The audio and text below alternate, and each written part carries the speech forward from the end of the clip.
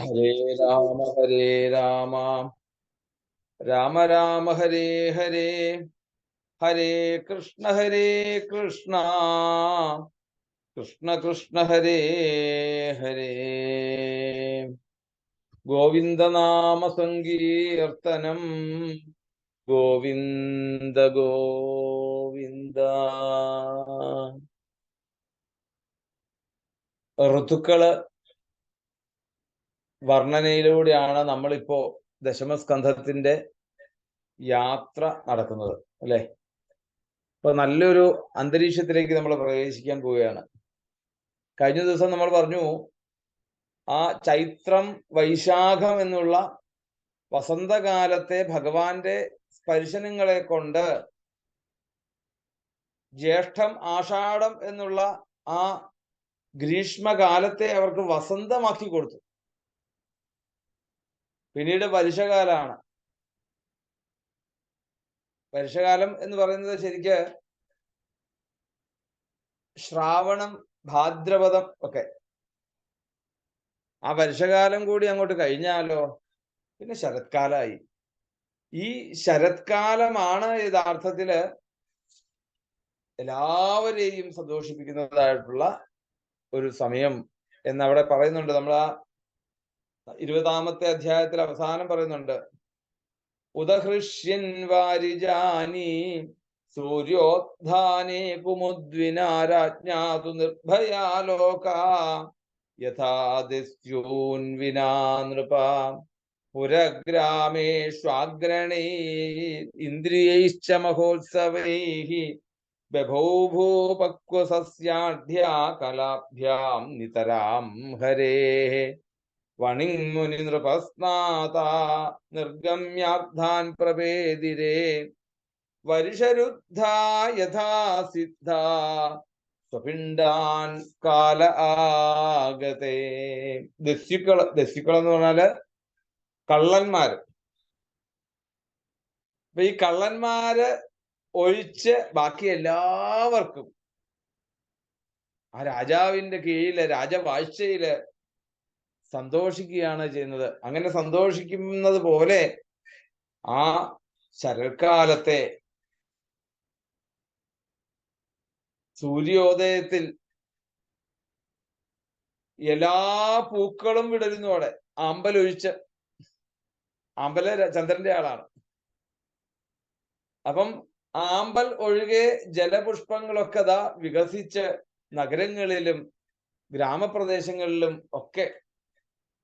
അതുപോലെ തന്നെ ഇപ്പൊ നമുക്കറിയാം, പല സ്ഥലത്ത് നടക്കുന്നതായിട്ടുള്ള ഇല്ലം നിറ, പുന്നല് കുത്തി പുത്തരി ഉണ്ടാകുക. അങ്ങനെ ആ പുത്തരി ഉള്ള ഊണൊക്കെ കഴിച്ചു കഴിഞ്ഞു കഴിഞ്ഞാല് കഴിക്കല്, ഇതൊക്കെ ഈ ഒരു ശരത്കാലത്തിന്റെ ഒരു മഹാത്മ്യാണ്. പിന്നീട് അങ്ങോട്ട് പോയി കഴിഞ്ഞാല് അവിടെ പറയുന്നു ഇന്ദ്രിയോത്സവ, അല്ലെ, ഇന്ദ്രിയേശ മഹോത്സവ. ഇന്ദ്രിയ പ്രീതിയുള്ള ഉത്സവങ്ങള്, വളഞ്ഞു നിൽക്കുന്നതായിട്ടുള്ള ധാന്യ ചെടികളിലൊക്കെ, ഇവയൊക്കെ ഇതിന്റെയൊക്കെ എല്ലായിടത്തും തളിർത്ത് പൂത്ത് ശോഭിച്ച്,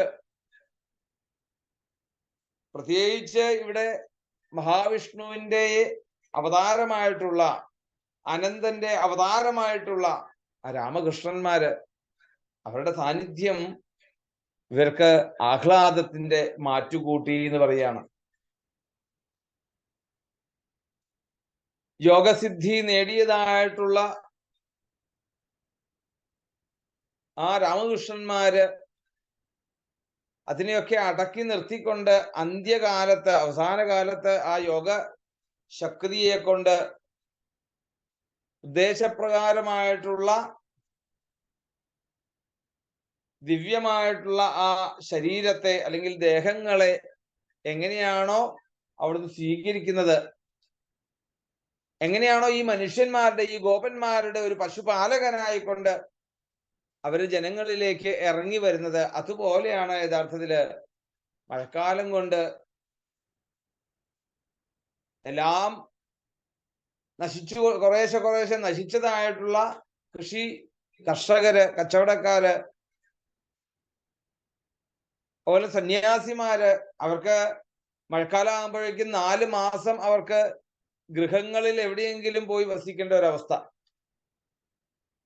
ആ ഒരു സമയത്ത് മാത്രമേ അവർക്ക് ഒരു സ്ഥലത്ത് സ്ഥിരമായിട്ട് താമസിക്കാൻ പറ്റുള്ളൂ സന്യാസിമാർക്ക്. പിന്നെ രാജാക്കന്മാര്, സ്നാതകന്മാര്, ഇങ്ങനെയുള്ളവർക്കൊക്കെ ശരത്കാലം വന്നതോടുകൂടി അവരുടെ എല്ലാം കർമ്മമണ്ഡലങ്ങളെ, വ്യാപാരങ്ങളെ ഒക്കെ പുനരാരംഭിച്ചു എന്ന് പറയാണ്.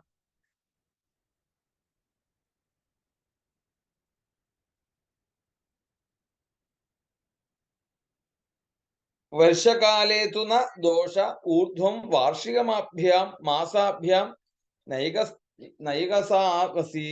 അതായത് സന്യാസിമാരെ സംബന്ധിച്ചിടത്തോളം മഴക്കാലം 4 മാസം ഒരിടത്ത് തങ്ങാം എന്നുള്ളതല്ലാതെ പിന്നെ അവർക്ക് എവിടെയും സ്ഥിരമായിട്ട് താമസിക്കാൻ വയ്യ എന്നുള്ളതാണ് യഥാർത്ഥത്തില്. ഇങ്ങനെ എല്ലായിടങ്ങളിലും ധർമ്മത്തെ പ്രചരിപ്പിച്ചും അല്ലെ, ലോക നന്മയ്ക്ക് വേണ്ടിയിട്ട് ജപസാധനകളിലൂടെ, അവിടെ പറയുന്നുണ്ട് യഥാർത്ഥത്തിൽ സന്യാസിമാരെ സംബന്ധിച്ചിടത്തോളം അവർക്ക് 2 തവണയെ വാ തുറക്കാൻ അനുവാദമുള്ളൂ. മുനി എന്നുള്ള പേര് വരുന്നത് എന്തുകൊണ്ടാണ്? മൗനി എന്നുള്ളതാണ് പേര് വരുന്നത് അല്ലെ. 2 കാര്യത്തിന്. ഒന്ന് വേദോച്ചാരണം, ധർമ്മം പ്രചരിപ്പിക്കുവാൻ വേണ്ടിയിട്ട്. പിന്നെ ഭിക്ഷയ്ക്ക്. ഈ 2 സമയത്ത് അല്ലാതെ ബാക്കിയുള്ള സമയത്ത് മുഴുവൻ സന്യാസിമാര് മൗനിയായിട്ടിരിക്കണം എന്നാ പറയുന്നത്. ധർമ്മയോഗം പഥിപ്രശ്നം സ്വാധ്യായം ച തഥൈവ ച ഭിക്ഷാർത്ഥം ദേഹി വചനം ന നിന്ദതി യഥേരപി.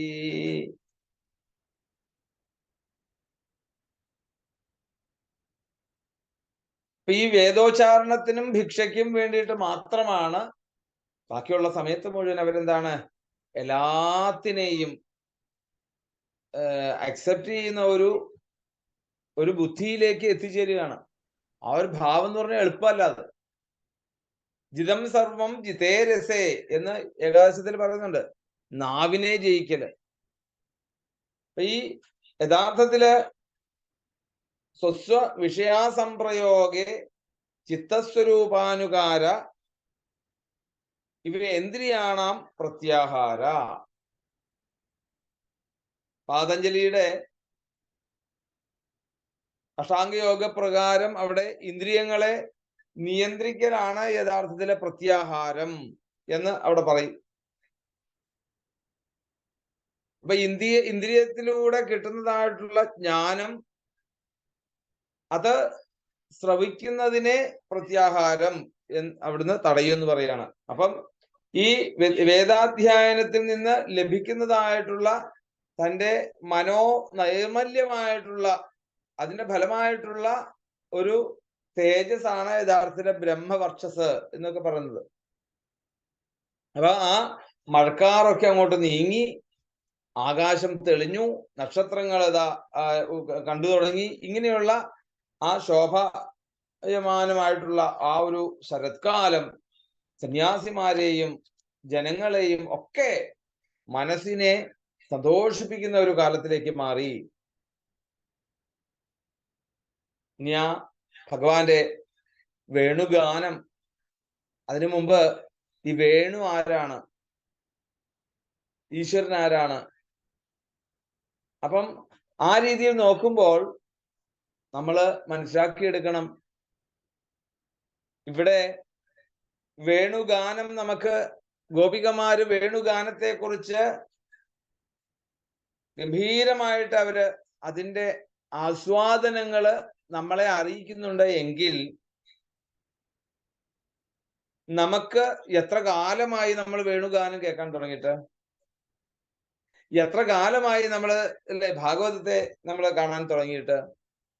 ഇതുവരെയും നമുക്ക് അതിൻ്റെ യഥാർത്ഥമായിട്ടുള്ള ആ ആന്തരികമായിട്ടുള്ള ഒരു ആനന്ദത്തിലേക്ക് നമുക്ക് എത്താൻ സാധിച്ചിട്ടില്ല.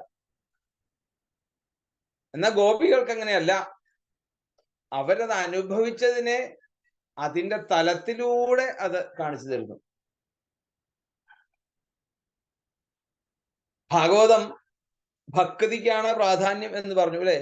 ഈ ഭക്തി എന്നുള്ളത് യഥാർത്ഥത്തിൽ നമുക്ക് ഉണ്ടാകുന്നതായിട്ടുള്ള ഭാവത്തിനനുസരിച്ചാണ് ഭക്തി. ഇവിടെ പറയുന്നു, ഇദ്ധം ശരസ്വച്ഛജലം പത്മാകര സുഗന്ധിന നിവിശദ്വായുനാവാതം സഗോ ഗോപാലകോച്യുത. നമുക്ക് നല്ലൊരു ദർശനം തരികയാണ് ആ വൃന്ദാവനത്തെ കുറിച്ച്. വൃന്ദാവനം എങ്ങനെയാണ് എന്നുള്ളത്. പിന്നെയോ ഇനി ആ ഒരു ഭാവത്തിലേക്ക് കടത്തുവാൻ വേണ്ടിയിട്ട് ദൃഷ്ടികളെ കൊണ്ടും കാതുകളെ കൊണ്ടും നാവുകളെ കൊണ്ടും പിന്നെയോ നാസികകളെ കൊണ്ടും ത്വക്കുകൊണ്ടും ഇങ്ങനെയുള്ള പഞ്ചേന്ദ്രിയങ്ങളെയൊക്കെ ഒരേ വസ്തുവിലേക്ക് കേന്ദ്രീകരിക്കുക. ഇതാണല്ലോ യഥാർത്ഥത്തിൽ യോഗശാസ്ത്ര പ്രകാരം പ്രത്യാഹാരം എന്ന് പറയുന്നത്. ഇവിടെ അത് തന്നെയാണ് വേദവ്യാസ മഹർഷി അതിനുവേണ്ടി തയ്യാറായിരിക്കുന്നത്. ആദ്യം തന്നെ ആ രാമകൃഷ്ണന്മാരുടെ ആ വൃന്ദാവനത്തിലേക്കുള്ള വരവിനെയാണ് അവിടെ പറയുന്നത്. ഇത്തം ശരത് സ്വച്ഛജലം പത്മാകര സുഗന്ധിന.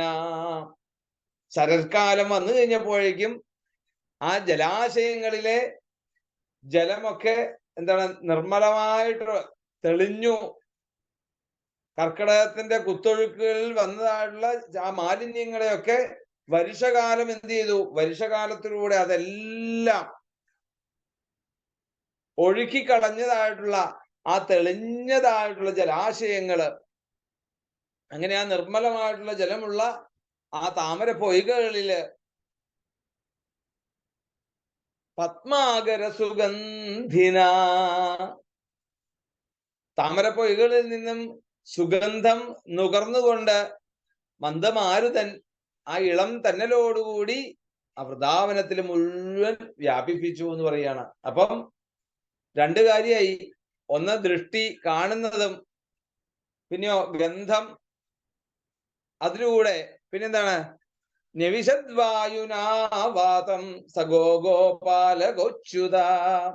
അങ്ങനെ ഗോപന്മാരോടും ബലരാമസ്വാമിയോടും കൂടി ഒത്ത് ആ ഭഗവാൻ ആ വൃന്ദാവനത്തിലേക്ക് എത്തി. അവിടെ എത്തിക്കഴിഞ്ഞപ്പോഴോ അവിടെ നോക്കിയപ്പോഴത്തേക്കും ഇവിടെ ഈ ഒരു അന്തരീക്ഷം ഉണ്ടാക്കി ആ ഒരു ദൃശ്യ ആവിഷ്കാരം നമ്മളുടെ ഉള്ളിലേക്ക് എത്തിച്ചു തരിക എന്നുള്ളതാണ് യഥാർത്ഥത്തില് വേദവ്യാസ മഹർഷി അവിടെ ചെയ്യുന്നത്. ഇത് നമുക്ക് വെറുതെ വായിച്ചു പോകുന്നതിനേക്കാൾ ഉപരി നമുക്ക് ആ ഒരു രംഗത്തെ നമുക്ക് കാണാൻ സാധിക്കണം. ആ വൃന്ദാവനത്തിൽ നമുക്ക് ഇരിക്കാൻ സാധിക്കണം. അതിന് പരമാവധി ഒരു ഛായാചിത്രത്തിലേക്ക് കൊണ്ടുതരികയാണ് യഥാർത്ഥത്തിൽ വേദവ്യാസ മഹർഷി. എന്തിനു വേണ്ടിയിട്ട്? യഥാർത്ഥമായിട്ടുള്ള ഒരു ഭക്തിയുടെ തലത്തിലേക്ക് ഉയർത്തിക്കൊണ്ടുവരുവാൻ വേണ്ടിയിട്ട്. ഭഗവാനെ സംബന്ധിച്ചിടത്തോളം നമുക്കറിയാൻ ഇവിടെ രാമകൃഷ്ണന്മാരായിട്ടുള്ള ലീലകളാണ് മുഴുവൻ ഇപ്പം ദശമത്തിൽ മുഴുവൻ കാണാൻ സാധിക്കുന്നത്. മഹാവിഷ്ണു ആയിട്ടുള്ള ഭഗവാനും സാക്ഷാൽ അനന്തനായിട്ടുള്ള ബലരാമനും ഇവർ ഒരുമിച്ച് കൂടുന്നതിനനുസരിച്ചാണ് യഥാർത്ഥത്തിൽ. കാരണം ഇവർ രണ്ടുപേരും രണ്ടായിട്ട് പോവില്ല. വിഷ്ണു എവിടെയുണ്ടോ വിഷ്ണുവിന്റെ ഇരിപ്പിടമായിട്ടുള്ള അനന്തൻ കൂടെ ഉണ്ടാവും. ശ്രീരാമചന്ദ്രസ്വാമിയും ലക്ഷ്മണനുമായിട്ടും രാമായണത്തിൽ നമുക്ക് കാണാൻ സാധിക്കും. അപ്പൊ അങ്ങനെ ആ രാമകൃഷ്ണന്മാര് ഒരുമിച്ച് ആ വൃന്ദാവനത്തെ ശോഭമാനമാക്കിക്കൊണ്ട് ഇരിക്കുന്നതായിട്ടുള്ള ഈ ശരത്കാലം, ആ ശരത്കാലത്തില് താമര പൊയ്കകളും ആ താമര പൊയ്കകളിൽ വിടർന്നു നിൽക്കുന്നതായിട്ടുള്ള താമരപ്പൂക്കളും ആ താമരപ്പൂക്കളിൽ നിന്നും സുഗന്ധത്തെ പാറുവരുന്നതായിട്ടുള്ള സുഗന്ധത്തെ മന്ദമാരുതൻ ആ വൃന്ദാവനം മുഴുവൻ അത് വ്യാപിപ്പിച്ച് അങ്ങനെയുള്ള ആ ഒരു രംഗം നമുക്ക് കാണാൻ സാധിക്കുക. യഥാർത്ഥത്തില് ഭക്തിഭാവം ഇവിടെ പറയുന്നുണ്ട്.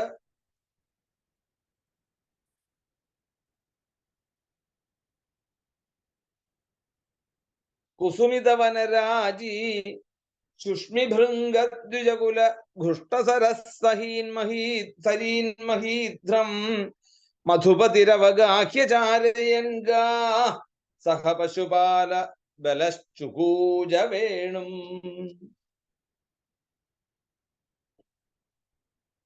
കുസുമിതവനരാജി, വൃക്ഷങ്ങളെല്ലാം പുഷ്പിച്ചിരിക്കുന്നു. അങ്ങനെ പുഷ്പിച്ചതായിട്ടുള്ള ആ പുഷ്പങ്ങളിലെ തേനിന്റെ മാധുര്യത്തെ, ഈ സുഗന്ധത്തെ വൃന്ദാവനം മുഴുവൻ മന്ദമാരുതൻ കൊണ്ട് എത്തിക്കുമ്പോഴേക്കും അവിടെയുള്ള ആ വണ്ടുകളെല്ലാം മതിച്ചതായിട്ടുള്ള വണ്ടുകള്, മതിച്ച വണ്ടുകളുടെ ആ മുരൾച്ചയോടുകൂടിയിട്ട് എല്ലാ പൂക്കളിലും മാറി മാറി മാറി മാറി വന്ന് ഗാനം പൊഴിച്ചുകൊണ്ട്, ഹരിശബ്ദം പൊഴിച്ചുകൊണ്ട് അത് സ്വീകരിക്കുന്നതായിട്ടുള്ള രംഗം ദ്വിജകുല ഘുഷ്ടസരസരീൻ മഹിദ്രം. അങ്ങനെ പക്ഷികളോടുകൂടിയും വണ്ടുകളോടുകൂടിയും നിൽക്കുന്നതായിട്ടുള്ള ആ കാട്ടിലെ തളിരും പൂത്തുലഞ്ഞതായിട്ടുള്ള പൂക്കളോടും കൂടിയിട്ടുള്ള ആ വനസമൂഹത്തില് അതിൽ നിന്ന് കിട്ടുന്നതായിട്ടുള്ള ആ ശബ്ദമാനം, ആ ശബ്ദങ്ങളെ കൊണ്ട് നമ്മളുടെ കാതുകളെ സന്തോഷിപ്പിക്കുന്നു, കാഴ്ച കൊണ്ട് കണ്ണിനെ സന്തോഷിപ്പിക്കുന്നു, സുഗന്ധം കൊണ്ട് മൂക്കിനെ സന്തോഷിപ്പിക്കുന്നു. മധുപതിരവഗാഹ്യചാരയൻ ഗാ സഹ പശുപാല ബലശ്ചുകൂജ വേണും. ഇങ്ങനെ ഈ പക്ഷികളുടെ കളകൂജനത്താലും മനോഹരമായിട്ടുള്ള ആ മനോഹാരിത വിതച്ചതായിട്ടുള്ള ജലാശയങ്ങൾ, നദികള്, പർവ്വതങ്ങള്, ഇവകളോട് കൂടിയിട്ടുള്ള ആ ഒരു വൃന്ദാവനത്തിലേക്ക് പശുക്കളെയും കൂട്ടിക്കൊണ്ട് ഗോപന്മാരോട് കൂടി രാമകൃഷ്ണന്മാര് പ്രവേശിച്ചു. അവിടെ പ്രവേശിച്ച് ചുകൂജ വേണും, ഭഗവാൻ വേണുഗാനം ചെയ്യുവാൻ വേണ്ടിയിട്ട് ആരംഭിച്ചു എന്ന് പറയാണ്.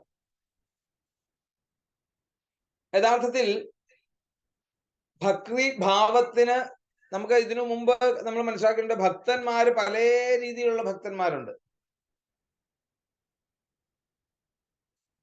ഇപ്പം ഇവിടെ ഗോപികമാരുടെ ഭക്തിയെ കുറിച്ച് പറയുന്ന സമയത്ത് അവിടെ അവര് തെരഞ്ഞെടുക്കുന്നത് എന്താണ്?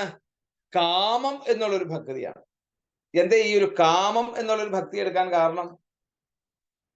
ഭക്തിയുടെ സ്ഥായി ഭാവം എന്നുള്ളത് കാമമാണ്. ശരി, മറ്റതൊക്കെ മറ്റുള്ളവർക്കും കൂടെ ദോഷമായിട്ട് വരുമ്പോഴാണ് യഥാർത്ഥം. ഇപ്പം ദേഷ്യം കൊണ്ടും ഭയം കൊണ്ടും ഒക്കെ നമുക്ക് ഭഗവാനെ സമീപിക്കാം, അതും ഒരു ഭക്തിയുടെ ഭാവമാണെങ്കിൽ പോലും അവിടെ യഥാർത്ഥത്തില് അയക്ക് മാത്രമേ അതിൻ്റെ ഒരു സുഖം കിട്ടുന്നുള്ളൂ. ബാക്കി മുഴുവൻ എന്താണ്? ബാക്കി ജനങ്ങൾക്കും വീട്ടുകാർക്കും നാട്ടുകാർക്കും ഒക്കെ തന്നെ എന്താണ്? തിന്മയുടെ വശങ്ങളാണ് വന്നുവിടുന്നത്.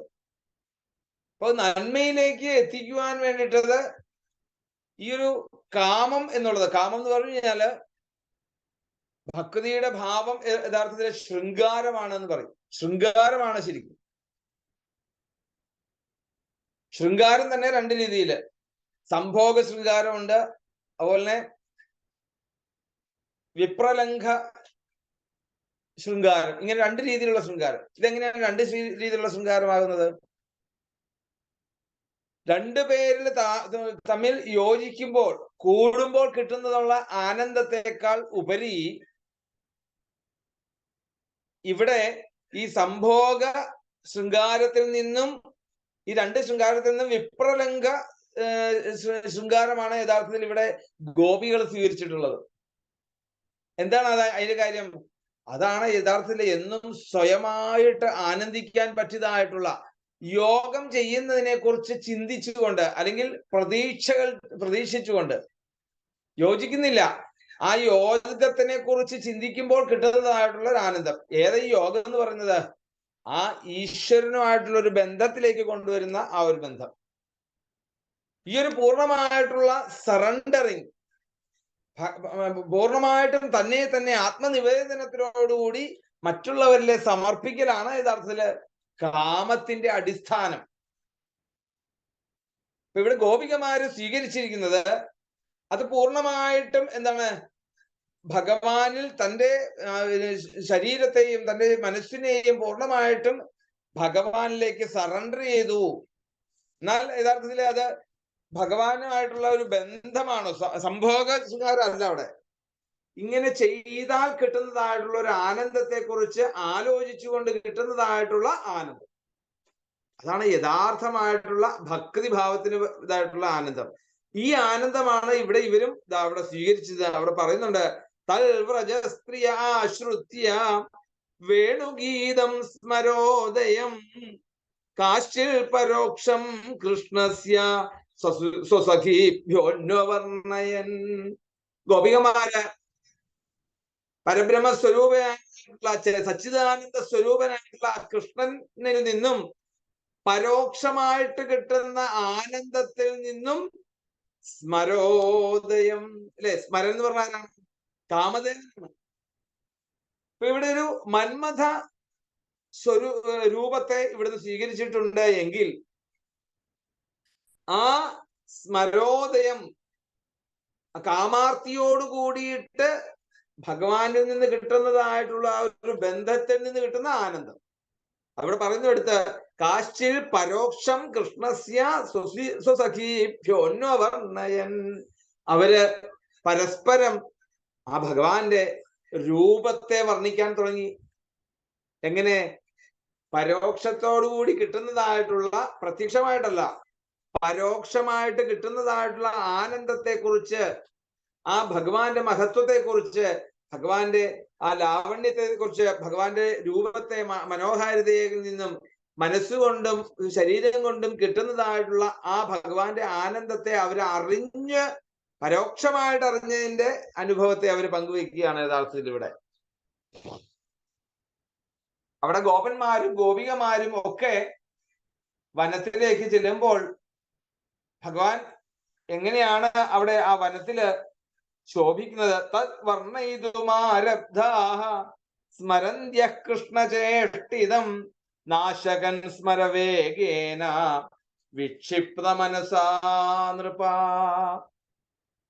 ഇങ്ങനെയാ ഭഗവാന്റെ കാമോദ്ദീപകമായിട്ടുള്ള ആ വേണുഗാനം ശ്രവിച്ചതായിട്ടുള്ള ഗോപികമാര് ഒളിഞ്ഞു നിന്നുകൊണ്ട് അവര് മറ്റ് സഖിമാരോടായിട്ട് അതിനെ വർണ്ണിക്കുവാൻ വേണ്ടിയിട്ട് ആരംഭിക്കുന്നു. നാശകൻ സ്മര വേഗേന വിക്ഷിപ്ത മനസാ നൃപ. വിക്ഷിപ്ത മനസാ നൃപ ജൽ അവർക്ക് അവരുടെ കയ്യിൽ നിന്നും വിട്ടുപോയി അവരുടെ മനസ്സ്. അത്ര കണ്ട് അതിലേക്ക് ലയിച്ച് ആ ഇളകിയതായിട്ടുള്ള മനസ്സുകളോട് കൂടിയിട്ട് അവര് ഭഗവാന്റെ വേണുഗാനത്തെ കുറിച്ച് പരസ്പരം മറ്റ് സഖിമാരോടായിട്ട് വർണ്ണിക്കുവാൻ വേണ്ടിയിട്ട് തുടങ്ങി. അവിടെ അവരുടെ ആ സമചിത്തത എല്ലാം കൈവിടുവാനുള്ള കാരണം യഥാർത്ഥത്തിൽ എന്താണ്? ഭഗവാന്റെ ഈ ഒരു വേണുഗാനത്തിന്റെ മാസ്മരികതയാണ് എന്ന് പറയാണ്. ഇനി എന്താണ് വേണു യഥാർത്ഥത്തില്? ഈ ഗോപികമാർ അനുഭവിച്ചതായിട്ടുള്ള വേണുവിന്റെ ആനന്ദം എന്താണ് ശരിക്കും യഥാർത്ഥത്തില്? വേണു എന്ന് പറയുന്നത് വൃക്ഷത്തിൽ നിന്നും, അല്ലെ, ഓട വൃക്ഷത്തിൽ നിന്നും ഉണ്ടാക്കിയതായിട്ടുള്ള 9 ദ്വാരത്തോടു കൂടിയതാണ് ഈ വേണു. സത്യത്തിൽ ഈ പ്രകൃതിയായിട്ടും ഈ പ്രപഞ്ചമായിട്ടും ഒക്കെ സൃഷ്ടിച്ചതായിട്ടുള്ള ഭഗവാനെ സംബന്ധിച്ചിടത്തോളം ഭഗവാനും പ്രകൃതിയും ഒന്ന് വേറെയാണ് എങ്കിൽ ഇവിടെയുള്ള ചരാചരങ്ങൾ മുഴുവൻ പഞ്ചഭൂതാത്മകമായിട്ടുള്ള ശരീരമാണ്, ശരീരം സ്വീകരിച്ചവരാണ്. അത് ചരമായിക്കോട്ടെ അചരമായിക്കോട്ടെ ഒക്കെ.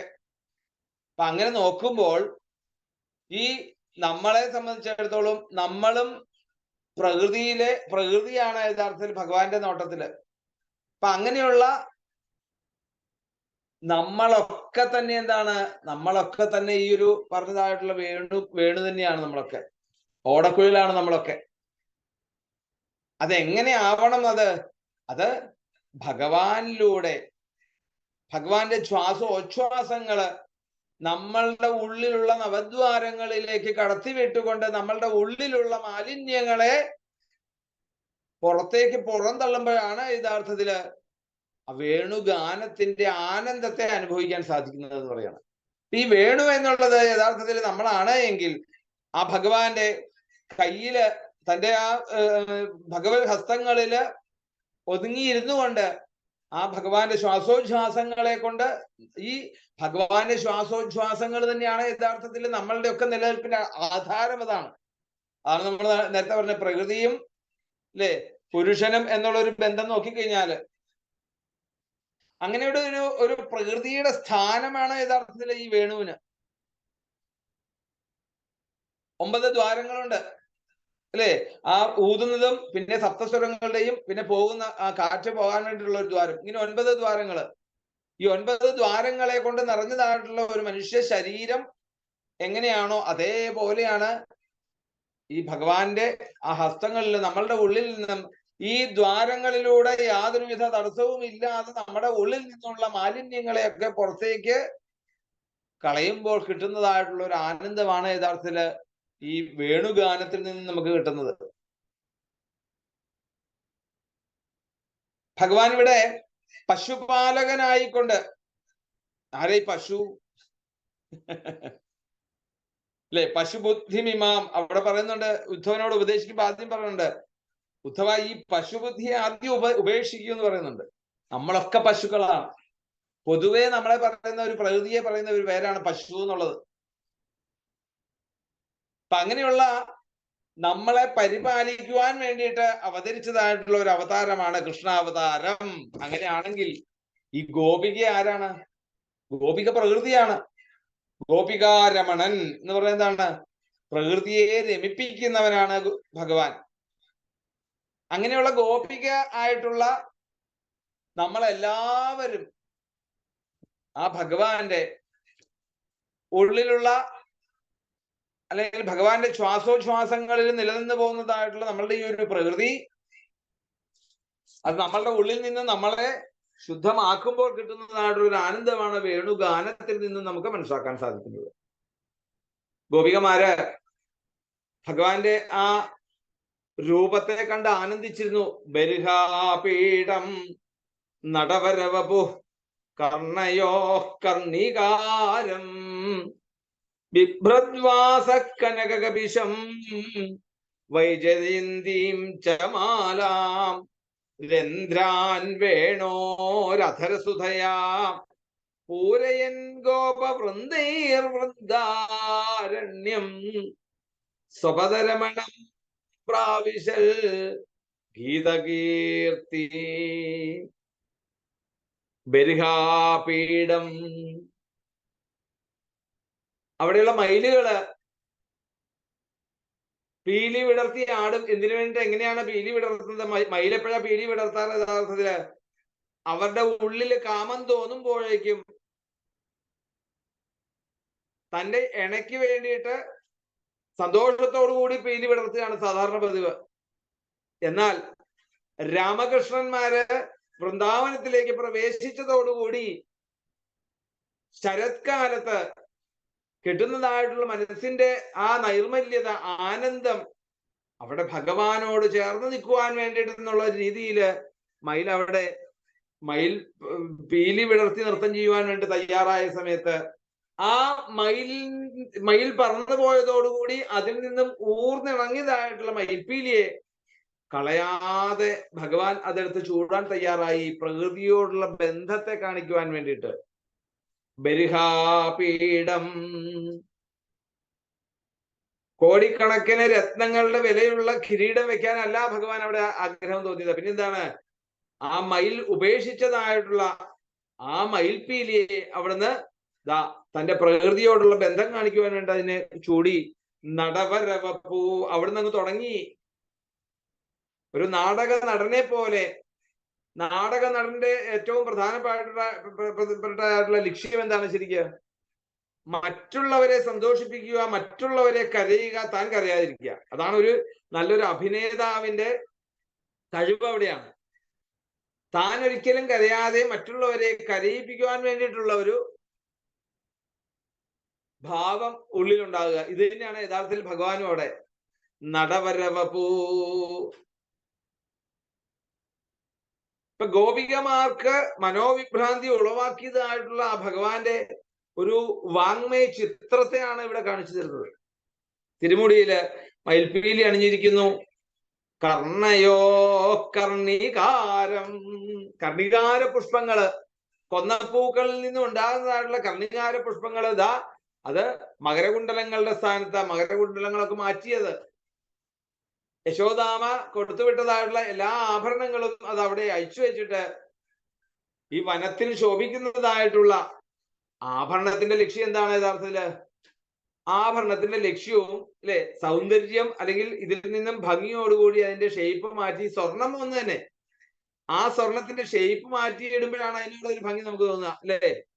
നമ്മള് വാഴക്കൂമ്പ് പോലെയുള്ള ഇതുണ്ടാക്കി ഇടുക. അപ്പൊ യഥാർത്ഥത്തില് ആ സൗന്ദര്യമാണ് അവിടെ പ്രധാനം.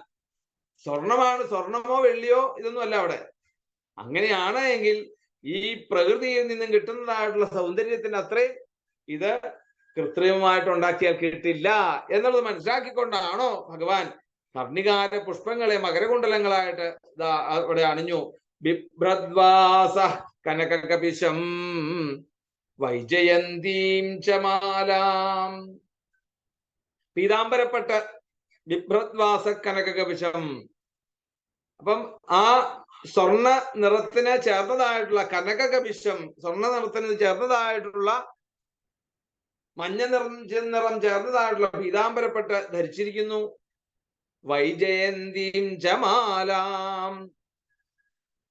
അവിടെ വനമാലയല്ല ധരിച്ചത്. പിന്നെന്താണ് വൈജയന്തി? വനമാല എന്ന് പറയുമ്പം 5 പുഷ്പങ്ങളെ കൊണ്ട് ചേർത്ത് ഉണ്ടാക്കിയതാണ് അല്ലെ? തുളസി, കുന്തമന്ദാര, പാരിജാതാം, അംബുജാം. തുളസി, അതുപോലെ തന്നെ മുല്ല, മന്ദാരം, പാരിജാതം, താമര, ഈ 5 പുഷ്പങ്ങളെ കൊണ്ട് ഉണ്ടാക്കിയതാണ് സാധാരണ വനമാല. ഭഗവാൻ അവിടെ നോക്കിയപ്പോ വൈജയന്തിയാണ് വേണ്ടത് എന്ന് മനസ്സിലാക്കിക്കൊണ്ട് വൈജയന്തി ചമാലാം. ആ മാലയുടെ എന്താണ്? അതിലും 5 ഇത് തന്നെയാണ്, കൂട്ടങ്ങൾ തന്നെയാണ്. പക്ഷെ എന്തൊക്കെയാണ്? മാവിന്റെ തളിരല, പിന്നെയോ ഈ പറഞ്ഞതായിട്ടുള്ള മയിൽപ്പീലി, പൂങ്കുല, ഉൾപ്പലം, എന്താണ് കരിങ്കൂവളപ്പൂവ്, പിന്നെ ചെന്താമര. ഇങ്ങനെ 5 കൂട്ടങ്ങളോട് കൂടിയതാണ് യഥാർത്ഥത്തില് വൈജയന്തീം ചമാലാം. വൈജയന്തി എന്ന് പറഞ്ഞ മാല. അപ്പൊ അങ്ങനെയുള്ള ആ വൈജയന്തി വനമാലയുടെ സ്ഥാനത്ത് ധരിച്ച് രന്ധ്രാൻ വേണോരധരസുതയാ അല്ലെ?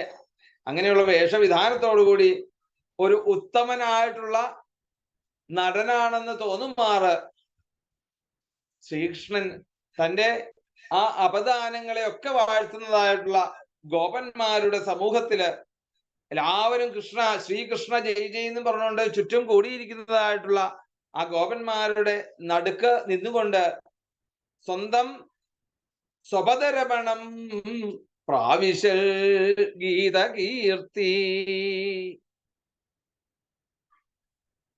ആ തൃപ്പാദങ്ങള് സ്പർശിക്കുന്നത് എവിടെയാണോ അവിടെയെല്ലാം ഭഗവത് ചൈതന്യം വന്നു ചേർന്നത് കൊണ്ട്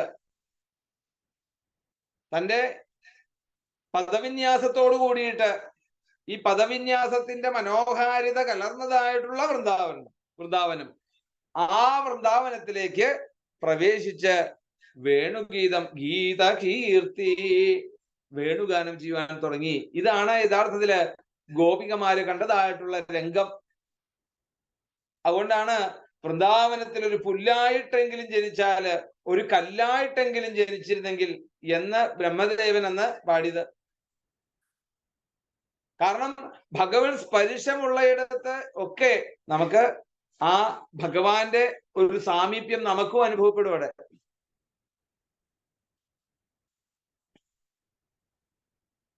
അപ്പൊ ഈ വേണുഗാനത്തിന് കൊഴുപ്പേക്കുന്ന രീതിയിലുള്ള ഒരു വേഷവിധാനങ്ങളെയൊക്കെ ചെയ്തുകൊണ്ട് നാടകത്തിന് എങ്ങനെയാണോ നമ്മൾ ഒരുങ്ങിക്കൊണ്ട് അല്ലേ ആ അരങ്ങത്ത് ചെന്ന് നാടകം കളിക്കുന്നത്, അതുപോലെ ഭഗവാൻ ഇവിടെ ഒരു നടവരവപു, ഒരു നാടകത്വം നമുക്ക് കാണാൻ സാധിക്കും അവിടെ. അപ്പൊ അതിന്റെ മനോഹരമായിട്ടുള്ള ആ ഒരു നടന്റെ ഭാവം ആ ഓടക്കുഴലിലെ ചുണ്ടിനോട് ചേർത്ത് വെച്ചുകൊണ്ട് ശാസ്ത്രീയമായിട്ടുള്ള രീതിയിൽ പല വിധത്തിലുള്ള രാഗങ്ങൾ അവിടുന്ന് പാടുന്നു.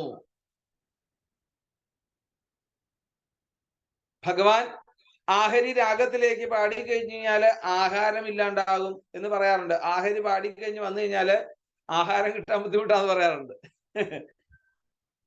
അപ്പൊ യഥാർത്ഥത്തിൽ ഇവിടെ വേണുഗാനം വായിക്കുന്നത്, വേണുഗാനം അല്ലെ ചെയ്യുന്നതിന്റെ ഉദ്ദേശം തന്നെ യഥാർത്ഥത്തിൽ നേരത്തെ പറഞ്ഞതായിട്ടുള്ള നമ്മളാകുന്ന വേണുവിനെ ഭഗവാൻ എടുത്ത് തന്റെ ശ്വാസോച്ഛ്വാസങ്ങളിലൂടെ പുറത്തേക്ക് വിടുന്നതായിട്ടുള്ള ഗീതമാണ് ഈ വേണുഗാനം, ഗീതകീർത്തിയാണ് എങ്കിൽ അതിലൂടെ പല വിധത്തിലുള്ള രാഗങ്ങളെ അവിടുന്ന് വായിക്കുന്നു.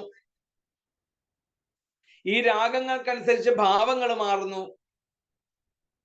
നേരത്തെ പറഞ്ഞല്ലേ, ആഹരി രാഗം പാടിക്കഴിഞ്ഞു കഴിഞ്ഞാല് അത്താഴപ്പട്ടിണിയാണ് എങ്കിൽ വിരഹമായിട്ടുള്ള പല രീതിയിലുള്ള മുഖാരി രാഗത്തിൽ നിന്നും അല്ലെ ദുഃഖത്തിന് കാരണമാവുകയും ആനന്ദ ഭൈരവി തുടങ്ങിയതായിട്ടുള്ള ബന്ധുവരാളി തുടങ്ങിയതായിട്ടുള്ള രാഗങ്ങളിൽ നിന്നുമൊക്കെ ശൃംഗാര, ഹാസ്യ, കരുണ രസങ്ങളെ, ഭാവങ്ങളെ ഉണ്ടാക്കുന്നുണ്ട് എങ്കിൽ ഇതൊക്കെ തന്നെയാണ് നമ്മളുടെ ജീവിതത്തിൽ നമ്മൾ ഇന്ന് അനുഭവിച്ചുകൊണ്ടിരിക്കുന്നത്. ചിലർക്ക് ദുഃഖമുണ്ടാകുന്നു, ചിലർക്ക് സുഖമുണ്ടാകുന്നു, ചിലർക്ക് വീര്യമുണ്ടാകുന്നു, ചിലർക്ക് ആസുരികത ഉണ്ടാകുന്നു.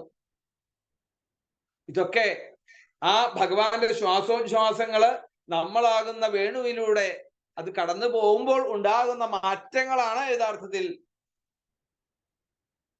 അപ്പൊ ഈ ഒരു ആനന്ദം നമുക്ക് അനുഭവിക്കുന്നുണ്ടെങ്കിൽ തീർച്ചയായിട്ടും അവിടെ അങ്ങനെയുള്ള രാഗങ്ങളാണ് നമ്മുടെ ഉള്ളിലൂടെ പോകുന്നത്. അതിന് തടസ്സമില്ലാതെ പോകുന്നുണ്ട് എങ്കിൽ അവിടെ നമുക്ക് സുഖമായിട്ട് ആനന്ദിക്കാൻ അവിടെ സാധിക്കും. ആ ചുണ്ടുകോട് ചേർത്ത് വെച്ചുകൊണ്ട് ശാസ്ത്രീയമായിട്ടുള്ള രീതിയിൽ അതിന്റെ അമൃതം ഊറുന്നതായിട്ടുള്ള അധരങ്ങളിൽ നിന്നും ഊറിയെത്തുന്നതായിട്ടുള്ള ആ ശബ്ദബ്രഹ്മം തന്നെയാണ് യഥാർത്ഥത്തില് എല്ലാവർക്കും കിട്ടുന്നതായിട്ടുള്ള ഒരു ആനന്ദം. ഈ ശബ്ദബ്രഹ്മങ്ങളെ കൊണ്ട് പറയുന്നു, വേണുഗാനം കൊണ്ട് ചരങ്ങള് അചരങ്ങളായിട്ട് മാറുന്നു, അചരങ്ങള് ചരമായിട്ട് മാറുന്നു. ഈ രണ്ട് വ്യത്യാസങ്ങളാണ് അവിടെ. ചലിക്കാൻ സാധിക്കാത്തതായിട്ടുള്ള പർവ്വതങ്ങള് അല്ലെങ്കിൽ പാറക്കെട്ടുകള് അതൊക്കെ ചലിക്കാൻ തുടങ്ങുന്നു. പിന്നെയോ ചലിക്കുന്നതായിട്ടുള്ള ഏത് വസ്തുക്കളായിക്കോട്ടെ ഈ വേണുഗാനം കേൾക്കുന്നതോടുകൂടി തന്റെ ഇന്ദ്രിയങ്ങളെ മുഴുവൻ അങ്ങോട്ട് കേന്ദ്രീകരിക്കുന്നു. കാതായിട്ടും നാവായിട്ടും മുഖമായിട്ടും പഞ്ചേന്ദ്രിയങ്ങളെ മുഴുവൻ ഏകാഗ്രമായിട്ടുള്ള ഒരു മനസ്സ് ഭഗവാനിലേക്ക് എത്തിക്കുമ്പോഴേക്കും എന്തായി, താൻ ചെയ്തതായിട്ടുള്ള കർമ്മങ്ങളിൽ നിന്ന് വിട്ടുപോകുന്നു. അവിടെ സ്തബ്ധമായിക്കൊണ്ട് നിൽക്കുന്ന ഒരു രംഗം നമുക്ക് കാണാൻ സാധിക്കും. പശുക്കളായിക്കോട്ടെ മറ്റ് മൃഗങ്ങളെല്ലാം തന്നെ ഈ വേണുഗാനം കേൾക്കുന്നതോടുകൂടി അവിടെ സ്തംഭിക്കുന്നു. അപ്പം അചരങ്ങള് ചരമായിട്ട് മാറുന്നു, ചരങ്ങള് അചരങ്ങളായിട്ട് മാറുന്നു. ഇങ്ങനെയുള്ള ആ വേണു ഇതി വേണുരവം രാജൻ സർവഭൂത മനോഹരം ശ്രുത്വാ വ്രജസ്ത്രിയ സർവാം വർണ്ണയന്ത്യോഭിരേഭിരേ.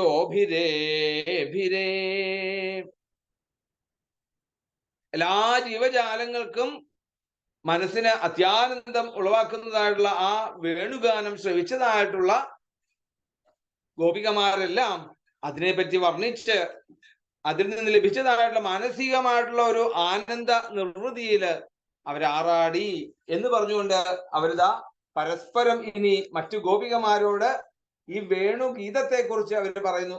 ഇവർക്ക് പറയാൻ വേണ്ടി തന്നെ പറ്റുന്നില്ല അർത്ഥത്തില്. ഈ ഒരു ആനന്ദത്തിലേക്ക് എത്തുമ്പോഴേക്കും അവര് പിന്നെ എന്താണ്, അത് പൂർത്തിയാക്കാൻ പറ്റാത്തൊരു അവസ്ഥയിലേക്ക് എത്തുന്നു. എങ്കിലും അവരെന്താണ്, മറ്റുള്ളവരെ സന്തോഷിപ്പിക്കുവാനായിട്ട് മറ്റുള്ളവരിലേക്ക് ഈ തനിക്ക് കിട്ടിയതായിട്ടുള്ള ആനന്ദത്തെ പകർന്നു കൊടുക്കുവാൻ വേണ്ടി അവര് പറയുന്നു. അക്ഷണ്വതാം ഫലമിതം പരം വിദാമ സഖ്യ പശൂനനു വിവേശയതോർവയസ്യൈഃ വക്ത്രം വ്രജേശ സുതയോരനുവേണുജുഷ്ടം യൈർവാനിപീതമനുരക്ത കടാക്ഷമോക്ഷം. ഒരു സംഘം ഗോപികമാര് മറ്റുള്ള കൂട്ടുകാരോടായിട്ട് പറയുകയാണ് ഇവിടെ, അക്ഷണ്വതാം,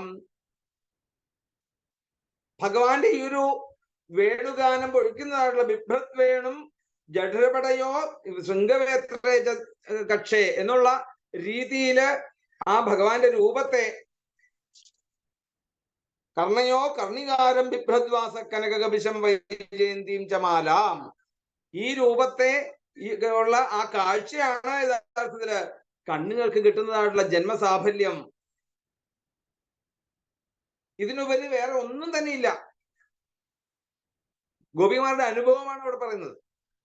ഈ ഒരു രംഗം കണ്ടതോടുകൂടി അവരെ സംബന്ധിച്ചിടത്തോളം അവർക്ക് ഇനി ഇതിൽ പരം ഒരു കാഴ്ച, കണ്ണ് ഉണ്ടെങ്കിൽ എന്ത് വേണം? കണ്ണനെ കാണുവാൻ വേണ്ടിയിട്ട് ഈ ഒരു രംഗം കാണാൻ സാധിക്കുന്നില്ലെങ്കിൽ കണ്ണിൻ്റെതായിട്ടുള്ള പ്രയോജനം കിട്ടുന്നില്ല അവിടെ. അപ്പൊ ഈ ജന്മസാഫല്യം, കണ്ണിന് കിട്ടുന്ന ആനന്ദം ഇതാണ് എന്നവിടെ പറയാണ്. പിന്നെയോ ഫലമിതം ന പരം വിദാമ സഖ്യ പശൂനനു വിവേശയതോർവയസ്യൈഃ, ഉറ്റ ചങ്ങാതിമാരായിട്ടുള്ള ഗോപന്മാരോട് കൂടിക്കൊണ്ട് ആ പശുക്കളെ മേച്ചുകൊണ്ട്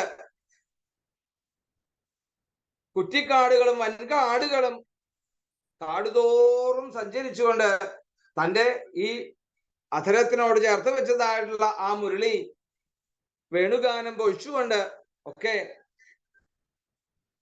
അങ്ങനെ എല്ലാവരെയും സംരക്ഷിക്കുന്ന, ആ വേണുഗാനത്തിലൂടെ സംരക്ഷിക്കുന്നതായിട്ടുള്ള ഭഗവാൻ അല്ലെ. നമ്മൾ കഴിഞ്ഞ ദിവസം പറഞ്ഞു, ഓരോരോ പശുക്കളെ ഓരോരോ രാഗത്തിലൂടെ വേണുഗാനം പൊഴിക്കുമ്പോഴാണ് അവരുടെ ശ്രദ്ധയെ ഇങ്ങോട്ട് കിട്ടുന്നത്.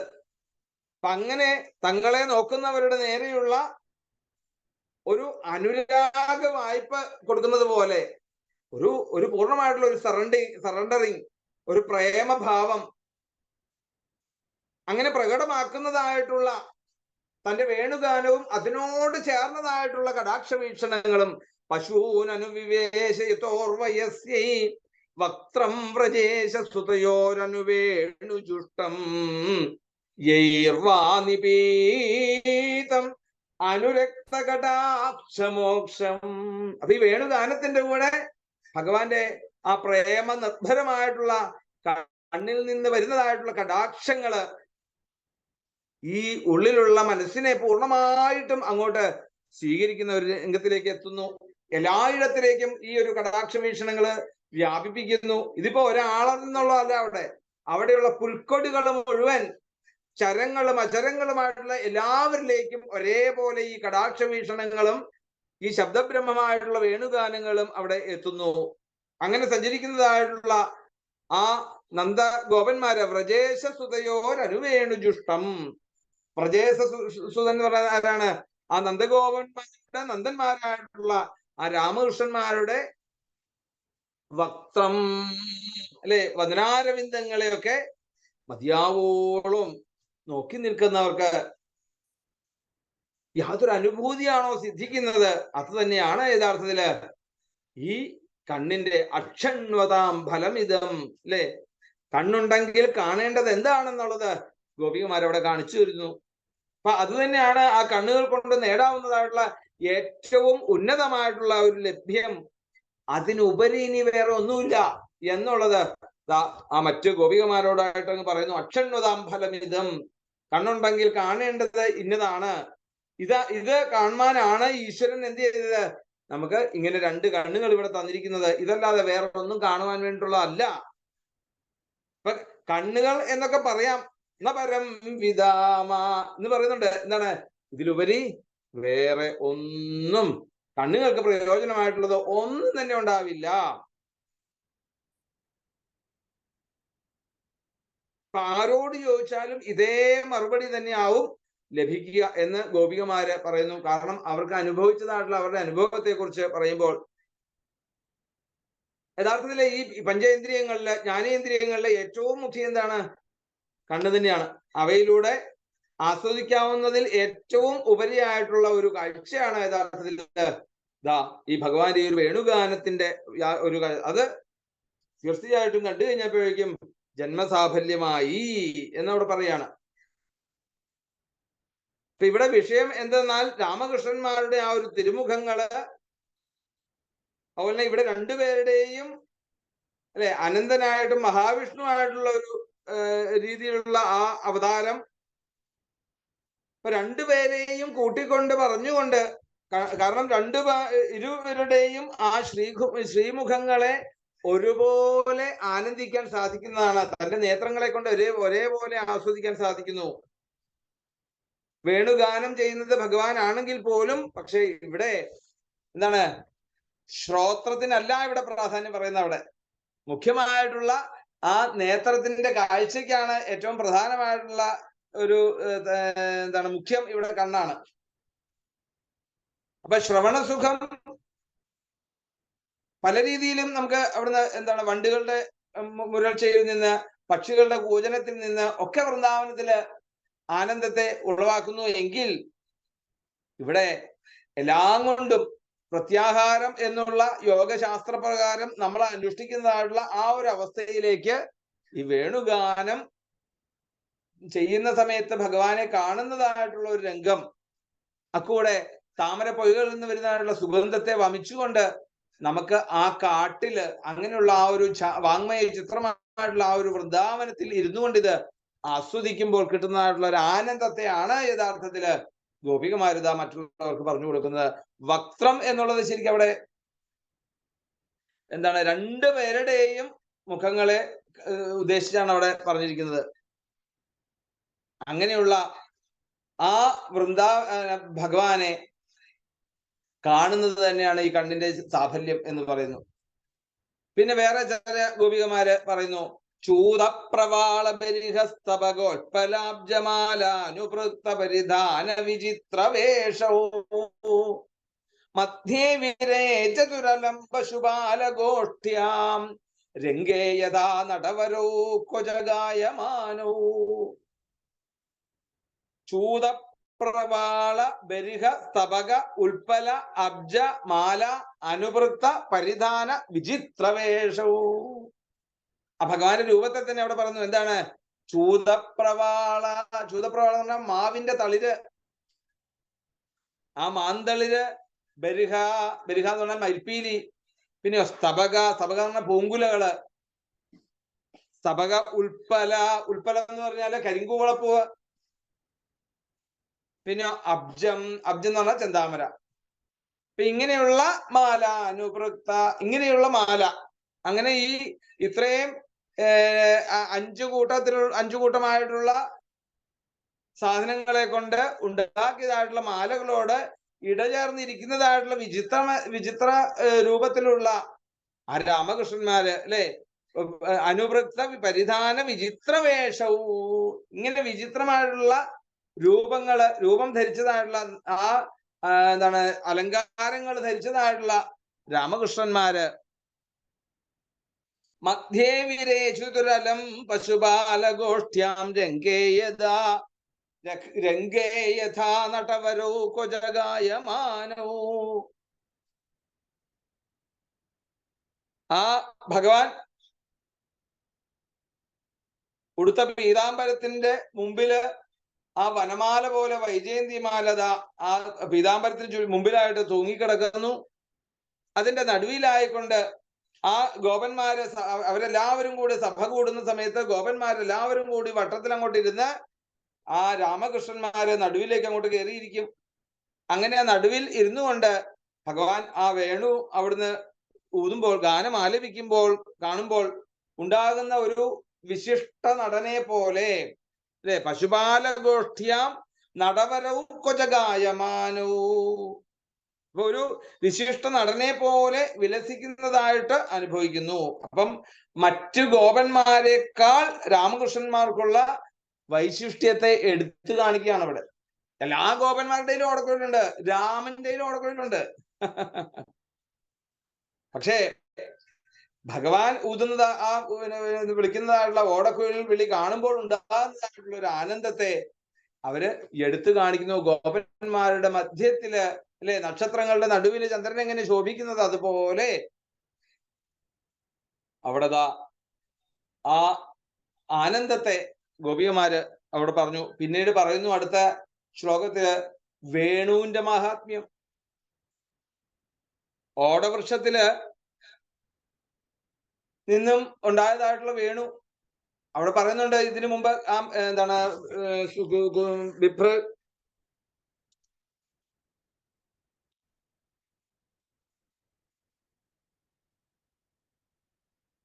ഈ പർവ്വതങ്ങളായിക്കോട്ടെ മലകളായിക്കോട്ടെ ഇതെല്ലാം യഥാർത്ഥത്തില് ആനന്ദിക്കുകയാണ്. യഥാർത്ഥത്തില് പ്രകൃതി മുഴുവൻ ഇന്ന് ആനന്ദിക്കുകയാണ്. അവിടെ എങ്ങനെ ആനന്ദിക്കുന്നു? ആ ഭഗവാന്റെ ശരത്കാലം വന്നതോടുകൂടി താൻ കയ്യിൽ എടുത്തു പിടിച്ചതായിട്ടുള്ള ഈ ഓടക്കുഴല് എവിടുന്നാണ് വന്നത്? ശരിക്ക് നദികൾ പറയാണ് ഞങ്ങളുടെ വളർത്തിയതാണിത് അല്ലെ. ഓടക്കുഴല് എവിടെയാ ഉണ്ടാകാറ്? ഈ നദീതീരത്താണ് യഥാർത്ഥത്തില് ഓടവൃക്ഷങ്ങൾ കൂടുതൽ ഉണ്ടാകുക. അപ്പൊ എന്നും ഞങ്ങൾ നനച്ച് ഉണ്ടായതായിട്ടുള്ള ആ ഓടവൃക്ഷത്തിൽ നിന്നും അതിന്റെ ആ ഒരു കമ്പനി കിട്ടിയതായിട്ടുള്ള ഒരു ഭാഗ്യത്തെ ഓർത്തുകൊണ്ട് നദികൾ പറയാണ് ഞങ്ങൾക്കും ആ ഒരു ഭാഗ്യം അല്ലെ. വളർത്തിയതായിട്ടുള്ള ഒരു മാതൃഭാവത്തെ നദി സ്വീകരിച്ചുകൊണ്ട് ആ ഞങ്ങളുടെ ഓടയെ അവിടുന്ന് ഓടക്കുഴലായിട്ട് അവിടുന്ന് സ്വീകരിച്ചല്ലോ എന്നുള്ള രീതിയിൽ അവര് ആനന്ദിക്കുന്നു. ഇങ്ങനെയുള്ള ആ ഓടക്കുഴലിന്റെ ഒരു ഭാഗ്യത്തെ കുറിച്ച് പറയുന്ന രംഗങ്ങളൊക്കെയാണ് ഇനിയുള്ള ശ്ലോകങ്ങളിൽ അനുസ്മരിക്കുന്നത്. അത് നമുക്ക് അടുത്ത ദിവസം നമുക്ക് അനുസ്മരിക്കാം. ഇപ്പൊ നമുക്ക് ആ അധ്യായം പാരായണത്തിലേക്ക് പ്രവേശിച്ചുകൊണ്ട് പതിവുള്ള ആ നാരായണീയം രാമായണത്തിലേക്ക് പ്രവേശിക്കാം. ഗോവിന്ദനാമ സങ്കീർത്തനം. ഗോവിന്ദ ഗോവിന്ദ.